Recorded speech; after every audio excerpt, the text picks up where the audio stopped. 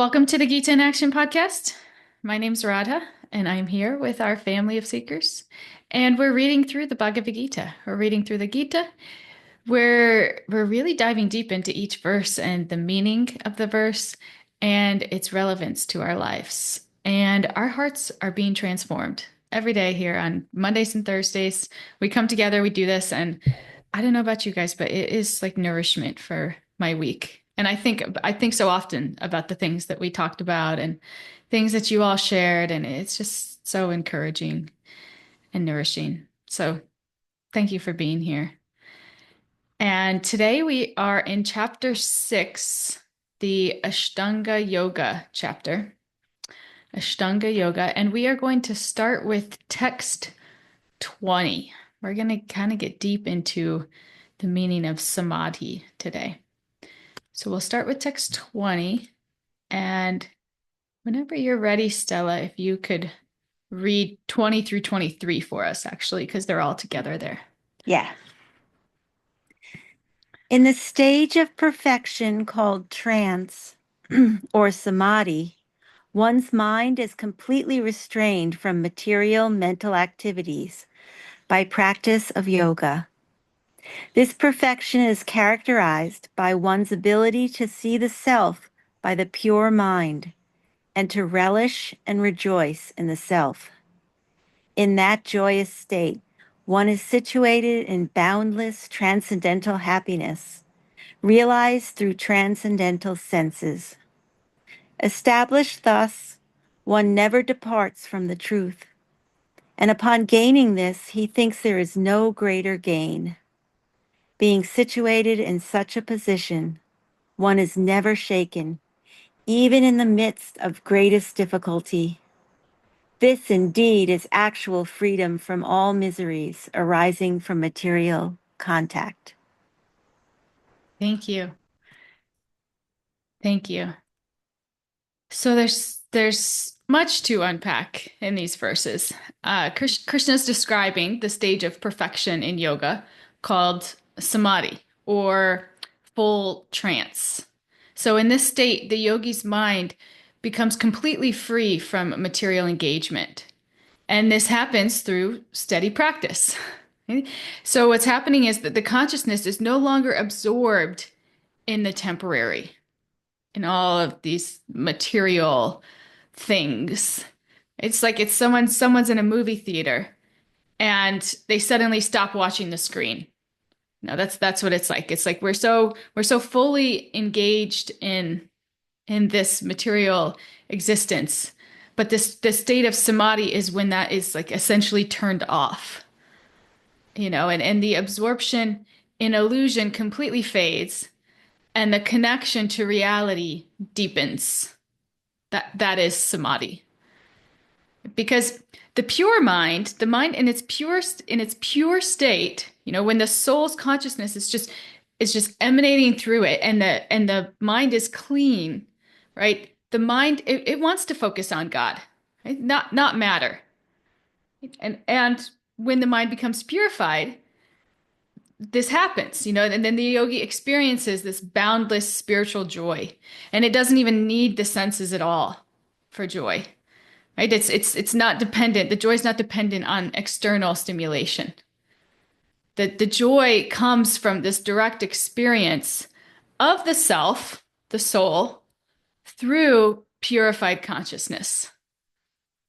We talked a lot in the last verses about how the consciousness goes through the mind, and the mind is like so dirty, right? It has like black tar on it. It's like covered in this smut, and the mind goes through it, and the consciousness goes through it, and then the consciousness gets dirty, right? So when the mind is like pure, like a clear glass, right, and the consciousness goes through it, this is when we can actually experience the joy of the self. Right? But the mind just gets contaminated by all this contact with material energy. Right? But Krishna says that once a person is situated in this happiness, they never depart from it. Now, that's a pretty tall order. That's pretty amazing, right? If you think about like the happiest you've been in your material life, You know, the happiest you, I think of like my wedding day or like the birth of my daughter, right? Like this happy, happy moments. But as happy as they are in that moment, like it just naturally it fades. It's still it's like we have these surges of just like bliss, but it goes away. And this is just material energy. It's just the nature of material energy. But Krishna is saying that once we experience the joy from the self, it never goes away. Right? It's like we honestly we can't even like comprehend that because we have nothing really to compare it to in material existence other than just like these little short bursts of happiness, right? But it never goes away. It never goes away, and there's no greater gain. I mean, that's like the pinnacle of happiness. It's like you've tasted something so fulfilling, so deeply satisfying that nothing else compares. Nothing else compares. And the mind, therefore, no longer even has to wander around, like hankering, looking for more. It's like it's satisfied. Because in our material consciousness, we often think that happiness requires more. Right? That's just material consciousness. Like we get a little bit of success, we need more. A little bit of money, we need more. A little bit of achievement, we need more. More pleasure. And this mentality, it naturally it leaves us vulnerable, right? Because naturally, we're just going to hanker for more. It leads to more hankering, and then whatever we gain, we will eventually lose. And when we lose, we will lament. And that's why it leaves us vulnerable because we'll hanker, hanker, hanker, we'll gain, but inevitably we're going to lose it. Again, that's just the nature of material energy. And then when we lose it, we will lament. And this is the cycle that we're trapped in this material existence. It's this continuous cycle. And the only way to achieve real happiness, real joy, is to get out of this cycle, out of this hankering and lamentation cycle. And that's what Krishna says real success is, when we can get out of that cycle of hankering and lamentation. Right? And when we do that, when we connect with God, when we experience that joy, we're free from hankering because we're so absorbed in God that this absorption satisfies us so completely, right, that we realize there's nothing more to be gained. It's like that's it. We've reached the pinnacle. There's nothing happier than this. It can't get better than this. Right? Sometimes we think that in material life, oh, it can't get better than this. Okay, this is actually what it can't get better than. Right? Our hearts are so fulfilled with this love, this beauty, this happiness, that it's like we're satisfied. Nothing else. Right? And then we're also free from lamentation because this is the beautiful thing about spiritual life, spiritual connection. Unlike worldly achievements that are taken away, and oftentimes cause misery, love of God can never be taken away. Like let that sink in for a moment. It's like you get it, it's the happiest thing ever, and it can never be taken away. Because it doesn't depend on the body, on status, on circumstances, right? Like the material world is not a matter of if it will let us down, it's when it will let us down. Right? But spiritual love, it never lets us down. It just brings us this unshakable joy that stays with us even in the face of greatest difficulties. And that's what Krishna promises us. We talked about this. What did we talk about it in 240? How everything in material life will go away. But when in spiritual life, when we accrue spiritual credits, right, they never go away. Like when we come back in our next life, we're right where we started spiritually. Whereas if you acquire $10 million in your next life, you could come back a poor peasant, right? That's the reality of it. And this is just the nature of spiritual energy and material energy. Okay, so Krishna calls this state where we're the true freedom from all miseries arising from material contact. This is how we get free of misery. Right? Like you tired, are you tired of suffering in your life? Are you tired of these ups and downs, of being happy and then super sad and depressed? Right? This is the way out of it. We can't beat the material system, but we can rise above it. We can transcend it. And that's what Krishna is encouraging us to do. Right? Because when we're trying to be free from suffering in this material world, it's like trying to swim in an ocean and stay dry. It's like inevitable. Like the ocean's going to get us wet. Okay, we're going to suffer in this material world. That's the reality, right? We just have to accept it. But when we're lifted out of this material consciousness, that's where real relief comes, right? Real peace, real connection, and ultimately real sustainable joy. Because we're not going to find it in this world. We're going to get little tiny glimpses, right? Just enough to like tease us, just to like, to tease the palate. But then that's just what we're going to do. We're just going to chase and chase and chase. And each one is just going to leave us, leave us, leave us. So we're going to keep chasing, right? So Krishna's encouraging us, get out of that cycle, rise above, because this joy that I have to offer you, it is the highest. It's the highest and it never goes away. So why not? Why not? Like that's the best investment. So my question for you guys, if you feel like answering right now, is where in your life do you notice either hankering or lamenting the most? And what would it look like to bring spiritual awareness into that area? I know, or it can even be in the past. I think about this question. I think of my 20s, like just working so hard, getting my master's while doing a full-time job, being in this advanced development program. And it was just like, I mean, I would work from like 5 a.m. to like 11 p.m. And I was so focused. And I was so convinced that if I just got this, if I got this degree, if I got this raise, if I got this position, I would be happy. And it was like this unsatiable. I just like never felt good enough. Right? And that's really what I was going after. And when I got into spiritual life, I remember I took my first yoga teacher training during this time. And it was like, wow. It was just like a relief, almost like I don't have to keep chasing because this is exhausting. This is just exhausting. And every time you achieve something, the bar just gets higher. The bar just gets higher. Or you don't achieve it, and then you're just, downhill. Right? So it's deciding, okay, this career, this isn't going to fulfill my heart. This isn't going to, for this position, it's not going to make me lovable. And turning towards spirit, right? Because that's the only thing that can fulfill our hearts, right? That can help us, that makes us realize that we already are love. We don't have to do anything to be lovable because at our essence, that's what we are. Does anybody else want to share an experience of noticing hankering or lamenting in their lives?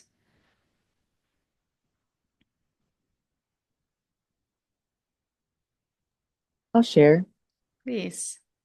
Um, a lot of my hankering and lamenting is like over relationships, whether it's friendships, family relationships, romantic relationships.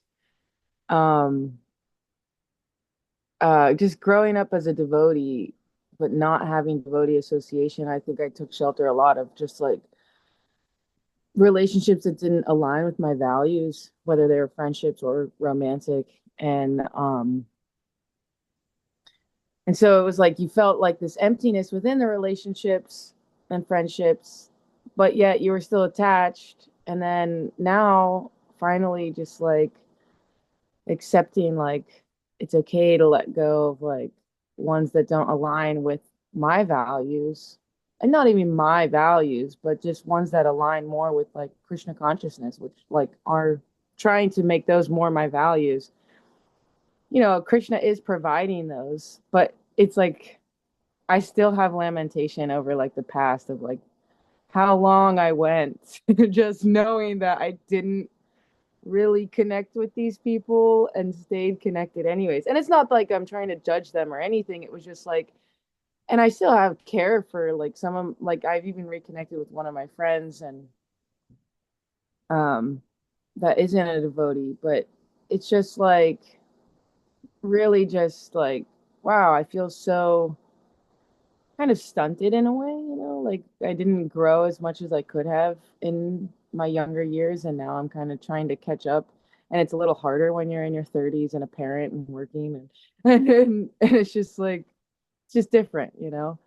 So I guess I hanker and lament over that. But bringing Krishna into it, it's like really trusting like he's providing the right people to come into my life. He is creating association that is better for me. And then even with my family, like they all moved away, but I can also see it as Krishna's mercy because they aren't as into Krishna consciousness as like I am. Like they're like, they'll offer their food or they'll maintain vegetarianism, but other than that, they're not into like, oh, let's all get together and have kirtan or study, Gita or listen to lectures or anything. So I can see how Krishna even took away those close ties to really show me like, he's going to provide better family, or better association that nourishes me on the spiritual level. Um, Wow. but it's been a trusting process, and it's a lot. It's a lot to like kind of move through that and to let go of the lamenting and the hankering and just trusting, you know. Uh, Yeah, so yeah, that's a big one. that's beautiful. And that's such a perfect example too, of where we try to fill our God-shaped hole in our heart with something material. Even material relationships, we could be trying to fill the God-shaped hole in our heart. And then also your example of just trying to trust that however your life has unfolded is God's divine arrangement. And yeah, it's easy for our material consciousness to look at it and say, oh, it would have been better if it's like this, or I'd be more spiritual if my life was like this. But it's like, no, the reality is that God's in control. And all that we're really in control of is our perspective around what's happening. And that's really what makes us spiritual. Not our circumstances. It's the way that we view and we work through those circumstances that brings us closer to God ultimately. Yeah. But that I hear you. That's a it's tricky. It's a challenge. Yeah. And my mind, I can tell my mind, and my mind knows, and my mind is like, yeah, trust Krishna's unfolding it. And I do see it happening. I do see it happening. But there are moments where the mind is just like, it's still the mind laments about it. It's less, Yes. and having the practice helps. But yeah, it's a practice, it really is. I say Totally. And that's that journey from knowledge to realization, right? It's like I know this, but then actually like imbibing it and then every level, like on the subtle levels too, emotionally, mentally, it's like that's a process, like you said. Yeah. Thank you. Thank you for sharing. So nice. Does anybody else want to share? Okay. Thank you, Mariah. So spirituality reveals that our destiny is bigger than the biggest adversity that we'll face along the way. That kind of ties in nicely to Mariah's share. Right? Like we all hope for a better future.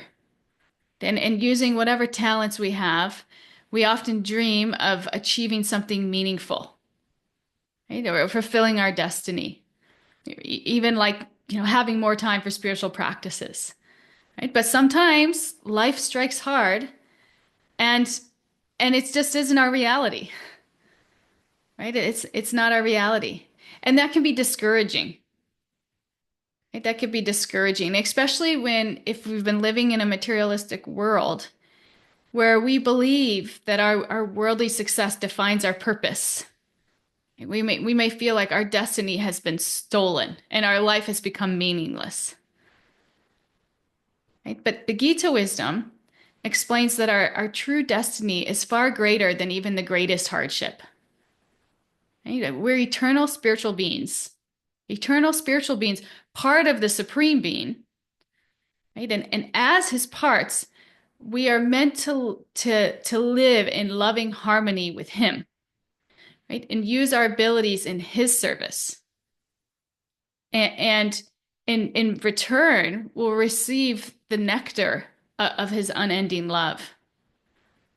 So when we become absorbed in this spiritual reality, we gain a deep, unshakable inner calm.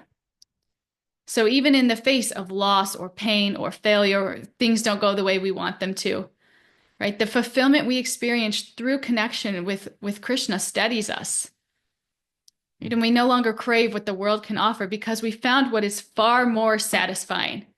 And that's what this verse is saying. This is the most satisfying. And whatever our material circumstances are, if we can remember Krishna in that moment, right? If we can serve Krishna in that moment, even if we have work responsibilities, if we, have parent responsibilities, if we can carry those responsibilities out in the mood of service to Krishna, we can connect with Krishna. That's how we connect with Krishna. That's how we experience this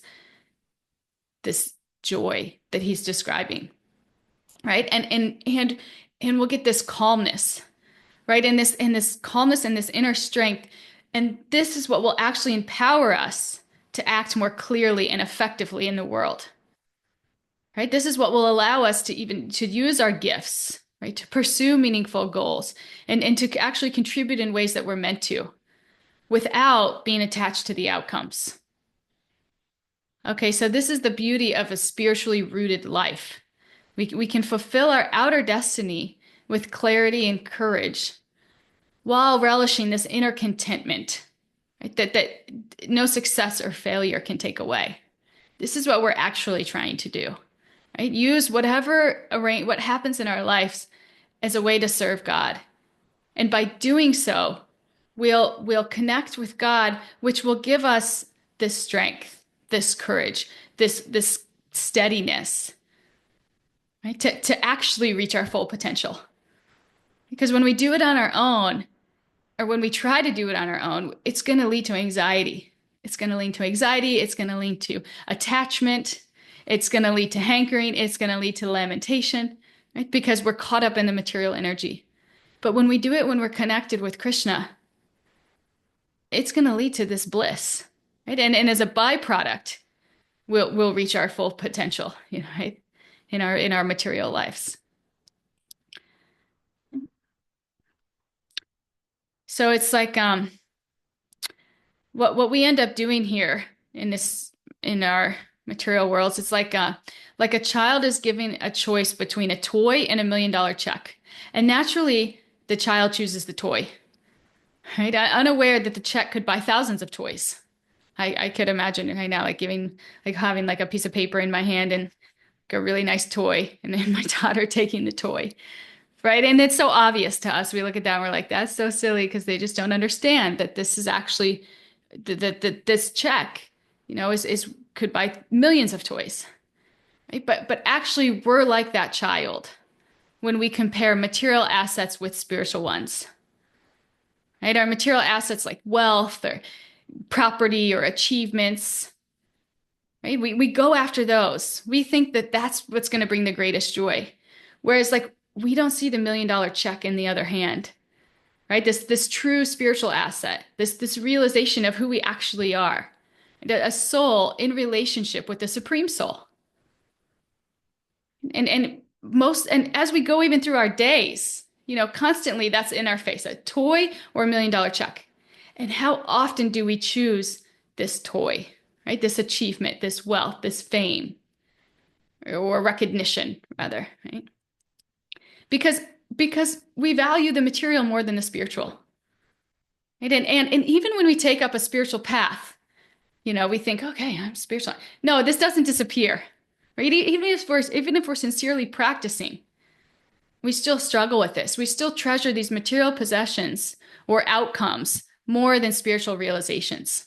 Even just like in the way we decide to spend our time. If you have an extra 30 minutes, are you going to turn on a mindless TV show, or are you going to turn on an inspiring class, or chant or something? It's like how often we choose that toy over the $1 million check. So sometimes what Krishna gives us feels more important than Krishna himself. Right? And if we don't get what we want materially, we may even feel discouraged spiritually, right? Or tempted to just give up. But that's why we're here, right? The Gita teaches us that these material things have their place, but they can never truly satisfy us. Right? Not relationships, not material achievements, not wealth, not a bigger house, a nicer car, right? They're not going to give us lasting meaning or inner peace. And sooner or later, we'll lose them, right? Either in this life or death. And this is, again, Gita 240. The nature of material energy is that it's going to go away. It's temporary. That is the nature. But whatever spiritual investment we make in this life, we carry with us. Again, the toy or the $1 million check. Knowing all of this, we are still constantly choosing the toy. And it's like, why? Right? When we know that what stays with us forever are our spiritual realizations. Right? As we nourish our intelligence with Gita wisdom and we stay engaged in bhakti-yoga, especially through life's challenges, and especially when it feels like we have no time, we're pulled in 10 different directions. Right? And then bam, we're hit with an adversity, we're hit with a challenge. Right? If we can stay grounded in this practice, in the midst of all of that chaos, we can experience something deeper. Right? And this very remembrance of Krishna becomes our anchor. It's what comforts us. It's what strengthens us. It's what holds us, even when everything else falls apart. Right? And just like a child who grows up and comes to understand the value of the check, we can begin to recognize the priceless value of Krishna consciousness. Right? And we can start to treasure not just what Krishna gives, but Krishna himself. So we're just a little bit immature when we're constantly choosing the toy over the check. Right? But over time, as we grow, as we go through life's challenges, as we turn to Krishna and we see him there holding us, sheltering us, strengthening us, our faith in Krishna will begin to grow, and we'll begin to see just how valuable that relationship is. And we'll realize that there's truly nothing more valuable than being absorbed in him. And that's what we're trying to do here. That's why we're all here, because it's a process. And unfortunately, we can't just flip a switch and all of a sudden we know and we act like that. All of a sudden, okay, now I'm going to choose listening to a class over in just getting lost in Netflix. Right? It takes some time to develop this realization, but we'll get there if we stick to the process. If we stick to the process, both in the way that we spend our time and when we're going through these challenges, where we take shelter when life becomes chaotic.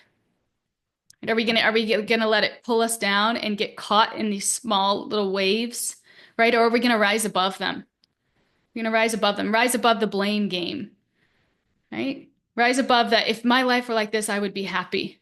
And therefore that's where I'm gonna focus my energy, right? Rise above that and know that Krishna is the ultimate reservoir, right? For love, for shelter, right? For friendship.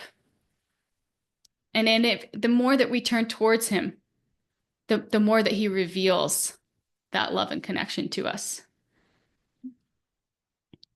So for you guys, my question for you guys is, are there areas in your life where you still choose the toy over the check?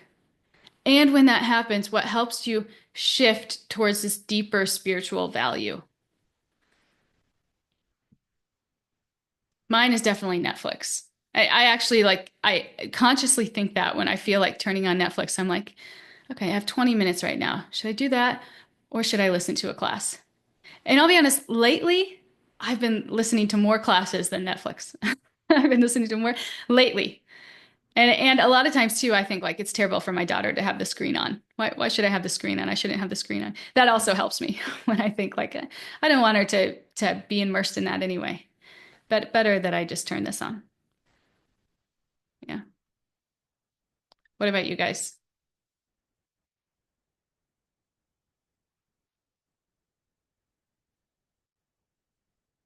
Mariah?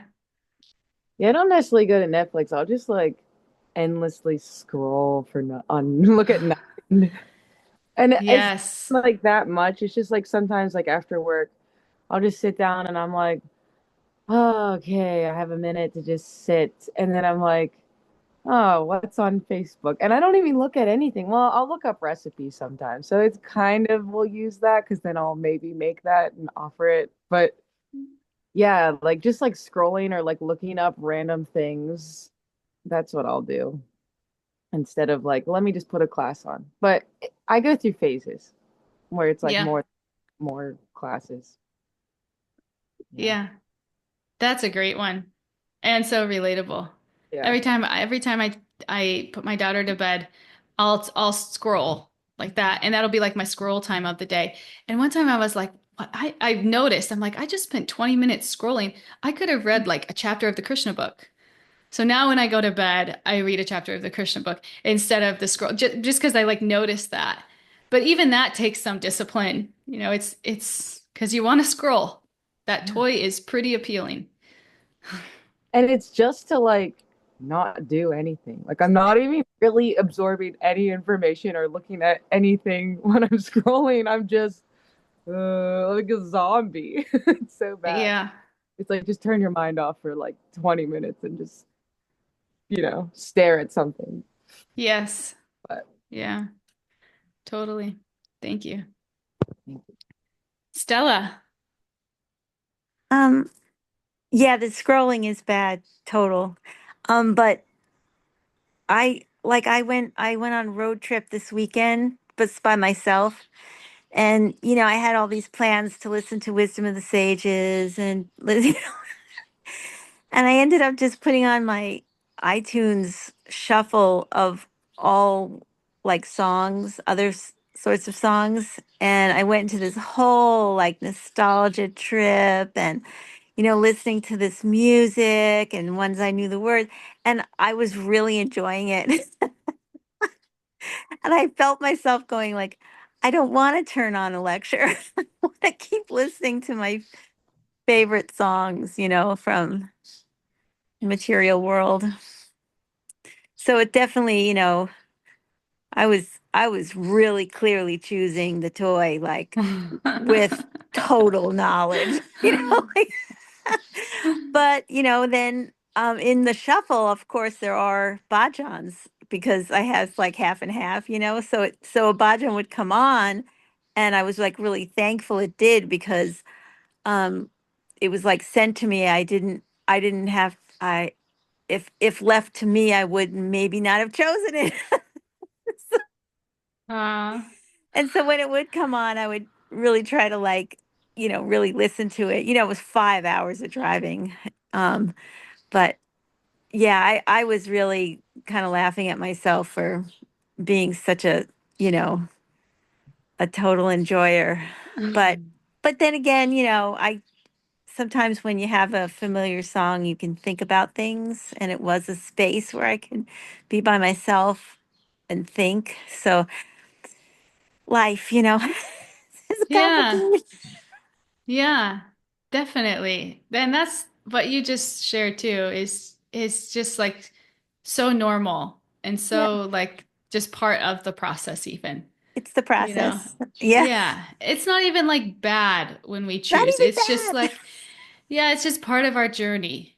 But it's Mhm. good to know. It's good to even recognize when we are choosing. I mean, that's Yeah, big, you know. yeah. Yeah. Thanks. Thanks for sharing.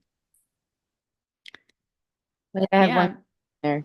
whenever you go back and listen to like some of those more material songs, now that you're more into Krishna conscious, don't you find sometimes listening to those songs, you can see like you can like almost add Krishna into it. Like I Oh know yeah. I'll do that and I'll be like, oh well, this love song, I could just think about Krishna now with this love song. Yes. Or like Yes.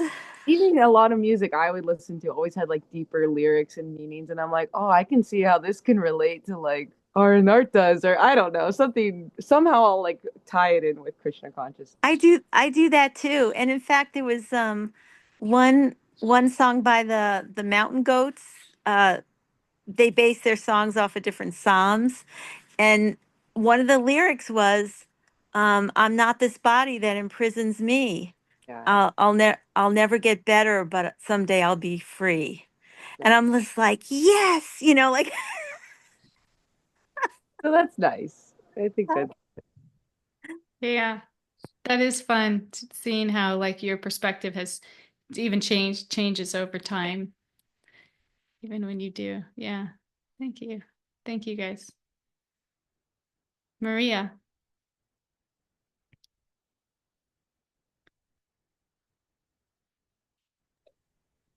Okay, got it. Um, yeah, music is a big one for me too. Whenever after I moved, I was trying to get everything set up so everything would automatically pay. And I remember the biggest thing that hit me was, what if I can't get my Sirius set up so that I can listen to Sirius XM while I'm driving? And that was like a really big thing to me. Like, oh my God, what would I do without that music? So I identify with that. Yeah. And I hear Krishna conscious verses in the music, and it's just like beautiful. So it's almost like a part of it. Aw, that's great. Yeah, that's the other thing we could do too, is we just, even if it's material, spiritualize it. Yeah. Thank you. Thanks. Yeah, so that brings us to our last point here is that sometimes we're not inclined to engage in something spiritual because it just doesn't sound like that much fun. Like it's just not that appealing. And this happens. And it's not that we need more discipline. It's that we need a deeper connection. Right? Because when this focus starts to feel like a chore, that's usually a sign that we're missing the why behind it all. And this is something just to recognize within ourselves, because if we could develop more of a connection, it will be more appealing to us. It'll be easier to choose that $1 million check over a toy. And the difference here, what we need to do to cultivate that is give more attention to it when we're doing it. Right? Whatever it is, if we're meditating, if we're listening to a class, right? Just give more attention to it. And this element of attention, it's essential for enjoying anything deeply, right? Like even in a relationship. Like if you're spending time with someone you love, what makes it meaningful, it's not just being physically present. I mean, that gives you something, right? That gives you something, but it's being emotionally present, right? Like really listening, noticing the little things, right? Responding with care. This is the kind of attention that deepens connection and makes the relationship come alive. Right? It's not just like sitting on the couch together coexisting. That's okay. But when something more appealing comes, it's going to be much easier to choose that, right? Something that actually makes you feel alive. Right? And the same is true in our spiritual life. Without this attention, even the most sacred practices will start to feel dry or distant. So, but when we bring our heart into it, everything changes. Right? We can only really relish these spiritual practices when we bring our attention inwards towards the presence of God. Right? And without this, things are gonna feel dry. Like we think of times that you've chanted and it's just been like you've just been feeling, okay, how many beads do I have left? Anybody ever do that? Like just turn their hand so they can see how many that they have left? And it's like, okay, and sometimes it's even because you want to get on to the next great material thing that you're gonna do. And so you need to finish this up. right? Instead of like relishing every bead, like imagine that, like relishing every bead as it goes through your fingers, like as if you're like it's like you're grateful for every bead because it's one step closer to Krishna. It's like you're building that connection with God. But so often we don't see it like that. We see it as like, okay, just let me get these done so that I can move on to the next task. Right? So if we want to increase our capacity to choose a check over a toy, when we're actually spending time in meditation or in spiritual practice, notice how attentive you are. Because the more that you can increase that attentiveness when you're actually in those practices, the more that you'll connect, the more alive you'll feel, the more that you'll want to come back. Right? Otherwise, it's just like, it could just be a struggle. It could just be a struggle. And the Gita tells us this. It emphasizes the importance of this focused attention. Right? Yet when our minds are elsewhere, sometimes it feels like focusing, it's like restricts us from doing what we actually want to do. Right? Well, I want to think about these enjoyable things right now. I'm only going to be half present so that I can say I got it done, but really my mind is in what I'm going to do today. Right? But the Gita tells us that the spiritual path offers the highest happiness. And it offers the highest happiness. So whatever your mind wants to go to is like subpar to what's available here in this moment if we offer it our full attention. Right? But our desires, they're just constantly misdirected. Right? And this is just because our convictions are still developing. Right? We may not fully yet trust that Krishna is the source of all happiness. Right? That's okay. But that's the reality of it, right? Because our mind is wandering and our mind thinks that happiness is found elsewhere.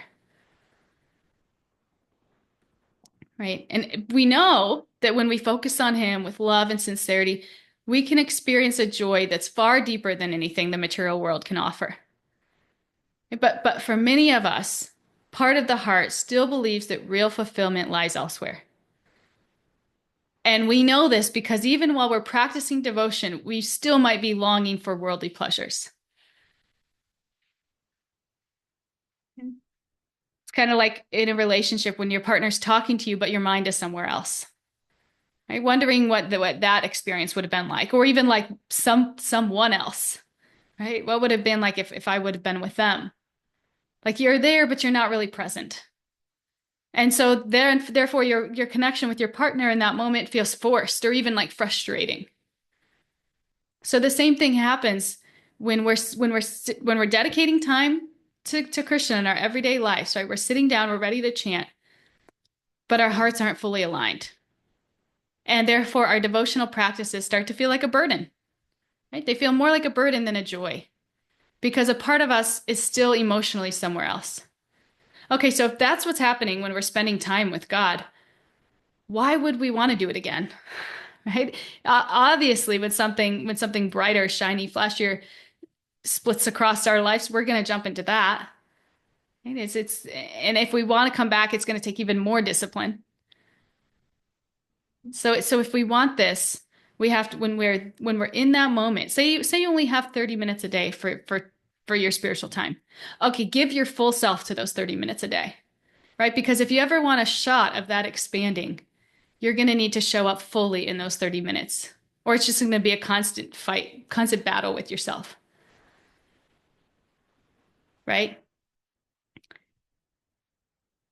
So these feelings, when they come, when we're feeling, not super into it, take it as a signal to go deeper, right? As a reminder that we need to strengthen our conviction. And that's where this spiritual education comes in, right? We come in, if we're struggling in our practice, turn on a class that inspires you, right? That uplifts you, that makes you feel more connected. And that's what these scriptures do for us, right? Through the contemplative study of them, it helps shape our understanding and realign our desires, right? It awakens our appreciation for Krishna. It deepens our longing to connect with him. And therefore, when our heart genuinely desires Krishna, attention no longer feels like a burden. It becomes a joy, a gateway to supreme satisfaction that we're always searching for. But this is so common. This is so common. And just recognize when it's happening and know that you need to go deeper. Know that you need to go deeper because that joy exists there for you, such that when you wake up in the morning, it's like that's all you want to do is go to your spiritual practice because it's so fulfilling to you. And the difference between that and like hearing your alarm go off and hitting it 10 times and dragging yourself out of bed is the attention that you give to your practice when you're in it. So in your spiritual practices, when do you guys find it hardest to stay present? Right? What usually distracts you and how do you bring yourself back?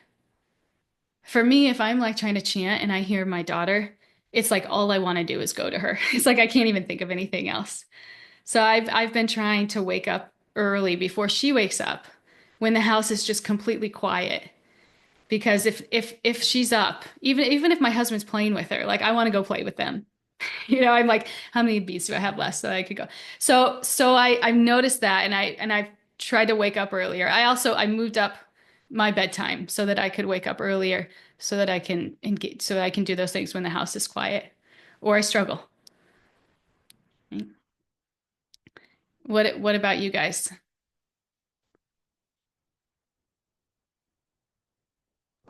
Definitely resonate with when Luna's home. I'm just like, I just want to hang out with her. I just want to play or, yeah. I used to get really distracted by like wanting to just start cleaning my house. And so I've been practicing like, no, chanting is even above cleaning your house. Yeah. Amazing. I That, wish I wanted to clean my house that much. uh, like what I do to like de-stress. It's weird. But recently I've been like practicing like it's okay. It's okay that the house is messy. It's okay. You'll clean it eventually. Like you'll get there, don't worry. Yeah. Or sometimes it's like you're chanting and something comes on your mind, like a grocery that you need to buy, right? Something, and I just will like jot it down real quick and then say, okay, I jotted it down, no more in my mind. I don't know if you guys that ever happens to you guys. It's like something that you're like, oh, I need to remember this, or I'll forget. I'm just like, okay, I'll write it down, then I'll let it go. Responsibilities or groceries, yeah. Yeah. I make lists, so many lists. Yeah. Anybody else?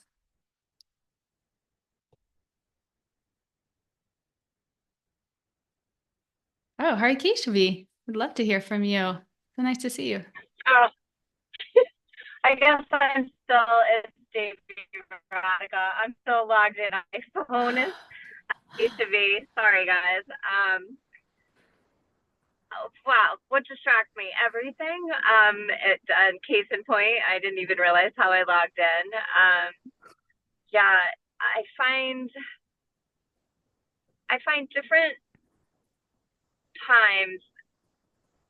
I don't know how to put this into words, and I'm driving, so hopefully I won't lose you guys. But I definitely can relate to the fact that when I need to spend more time connecting with Krishna, more time in my sadhana, more time in, Sangha and my practices, I'm much more resistant to do so. And I find that it happens often when I'm conflicted with still being attached, still wanting to control things, and stepping back, knowing I really am here just to witness, to accept and surrender. And it seems like, as I'm probably entering a bad patch, but it seems like the more grateful I am for all the lessons and the blessings and the surrounding, the more lessons I'm getting to remind me that like I'm not the doer, I'm just the vessel. And I don't know, it's been a real struggle the last couple of weeks with reminders of that, and old samskaras that are coming up, and the need to clean and control and figure things out and fix it. And I see myself, I don't want to say I see myself going backwards, but like you said, it's a practice, it's a process. It's like they say in the rooms, one step forward, two steps back. And I don't know. I'm always so grateful for everybody's thoughts. But like, even right now, I find myself being like, no, Radha, I don't want to spend more time sitting and chanting. Like, I feel like I'm just in one of those spots where like the wave is a little bit, the top of the sea is a little bit more turbulent, and I'm forgetting to go under and deeper where it's more peaceful and calm. And 3 teenage girls, a mom who not only is struggling physically with health issues that she can't control, struggling with memory loss that she now is aware of, sort of, but doesn't want to deal with. And it's a lot of reminders of the lessons I need to learn and am learning that'll guide me back home. But yeah, I like I said, I sometimes find getting up early in the morning, especially when I'm back at work, is the most peaceful time, is the most quiet time. But sometimes, honestly, I'm just too exhausted to get up at 4:30 in the morning after teaching all day, and then coming home to the girls and my mom, and the material things and the duties that I do my best to live my dharma right, in the right way, and perform those duties with love and gratitude. You're going out. You're going out a little bit. We can't quite get the end of it. All right, that's all right. But you said some just really okay. profound. Yeah, thank you for sharing. There's some really profound nuggets in there. It's like one of the first things you said is that things that usually distract us all come down to this mentality of I'm the controller, I'm the doer, I need to do, I need to fix. So even just like recognizing that's the root of our distraction is this false ego, thinking that we're the controller. And then if we can sit back and become more of the observer and cultivate gratitude within that for what is being arranged in our lives, recognizing that it's ultimately for our own spiritual evolution. And that even goes for the difficult times. Because if everything was just great in material life all the time, we would have no impetus to turn back towards God. We'd just be off enjoying, just like in the higher planets, just off enjoying. Why turn back to God? Everything's so great here. I'm so happy. Right? We wouldn't even know that a greater, deeper happiness exists beyond that, right? Because we're just so entrapped in the greatness of our material life, or the perceived greatness, so-called perceived greatness. But when our lives are complicated, chaotic, right, painful, we start to understand, we start to question, right? So something's got to exist outside of this that is just better, right? That is just not so exhausting, so depleting, so painful for the heart. And that's what all of the adversities are in our lives. It's just like little pokes by God, like, are you ready to turn towards me? Are you ready to give me your heart? Are you ready to fill your God-shaped hole in your heart with me instead of all of these distractions?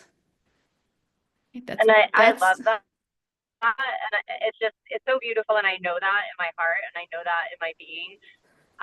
But sometimes I don't want to be poked. Like sometimes I'm like, we don't. and I don't mind being poked actually, but I feel like the last week and a half, it's been like I have been like literally beaten, and you know, again, that's ego, that's self, that's victim, that's poor me, that's all that stuff. But you know, and that's why even though there's so many other things that I could be doing or need to do or this and that, I still show up. I still do my best.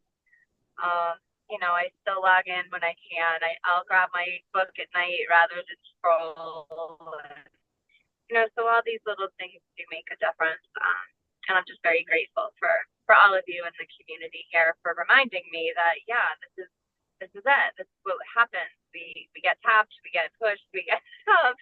Sometimes we get like run over, and you know, there's a bigger plan there. There is a bigger grace, beauty, and love in it all. And what brings me back to remembering that instead of forgetting it are these moments of, you know, seva and sadhana and you know, and chanting and all of the practices. So thank you guys for listening.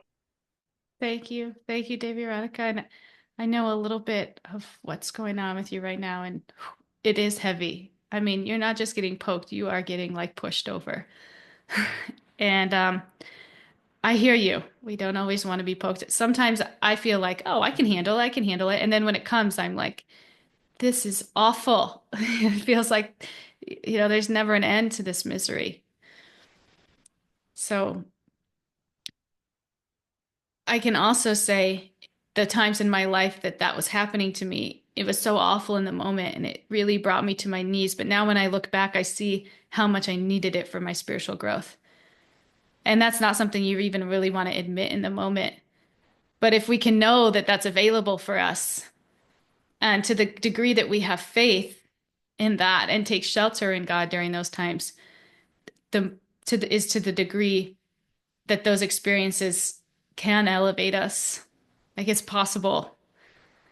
And all I can say is like, this is the last thing you want to hear is that it's mercy, that these things are mercy. You know, it's like, it's not mercy that my life sucks right now. But at the end of the day, it's mercy, because if you can persevere and use this as an opportunity to get closer to Krishna, you know, to the degree that you could have gone down is to the degree that you can go up. And that's where the mercy is. That's why it's mercy. Like all the realizations that will come of going through some of these just brutally awful times. And I'm looking forward to hearing those realizations from you, because I know that you're someone who will take shelter and grow through that. So thank you for being here and doing the work and sharing and being so vulnerable. So just to kind of wrap this up, in these verses, these 3 verses, Krishna speaks of samadhi in 2 ways: freedom from misery, experience of spiritual happiness. Okay, and different yogic paths achieve this and deal with these emotions differently. So dana yoga, the meditative path, the Ashtanga yoga, what we're talking about here, emphasizes silencing all mental activity, right? Stopping material emotions. So juxtapose that to bhakti yoga, which is more about transforming those emotions. So it's not saying just silence them. And it's not saying just close your heart and don't care about it, like you don't love, right? It's just seeking to awaken and redirect these emotions, right? So as much as we're attached to some of these, to material relationships or the way things are, right? Transfer that attachment to your relationship with God, right? Redirect that attachment, that love, that open heart to your relationship with God. Because if we can do that, the return on investment is so much greater than anything that we're going to get here in this material existence, where the return on investment is like, it's always going to go down. It's always going to go down because everything's temporary. So even if it may go up for a while, it's going to go down. right? But spiritual investment, it doesn't work like that. It just goes up. And it may stall for a while, but it'll keep going up. And then that's what the path of bhakti is, right? Instead of giving up desires, the devotee cultivates spiritual desires, right? Especially the desire to serve and love God. Because when the heart is full of these higher desires, there's no room left for the lower ones. Like they just kind of get pushed out because there's just no room. It's like, what? You don't need them anymore because you're experiencing a much higher happiness. And this is Srila Prabhupada was such a powerful example of this, right? He didn't renounce material desires necessarily. I mean, he had that, but he was just filled with a blazing desire to serve Krishna by sharing his teachings with the world. And this spiritual ambition is what made him so unique and powerful. And it was so full. It's just like there's no room for anything else. Right? So the method for reaching samadhi varies depending on the path. That's kind of the point here. The method for reaching varies depending on the path, whether Ashtanga yoga or bhakti yoga, but the goal is the same.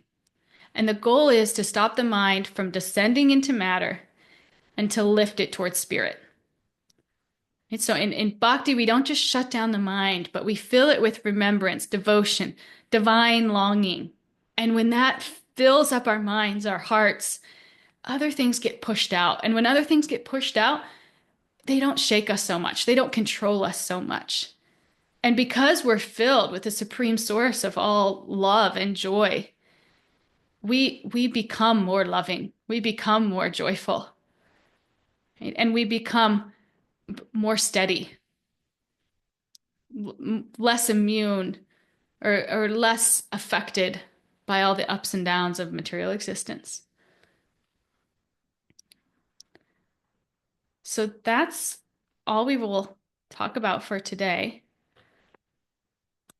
Does anybody want to share any final reflections before we end for the day?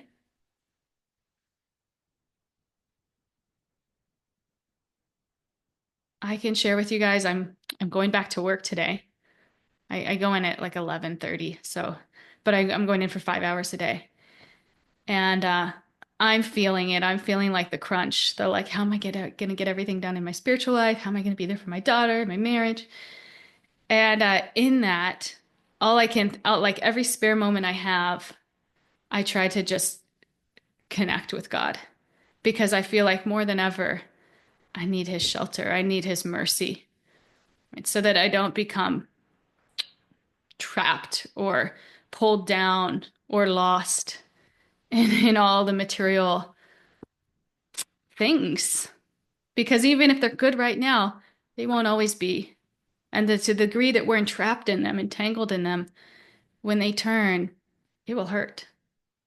Right? It will pull us with it. We'll get caught under the current. So I actually feel like even my life is becoming more full, more busy. But in that, I'm becoming more attached. Right? And that's what these things can do for us too. So thank you all for coming and sharing. And looking forward to seeing you all Thursday. Namaste, everyone.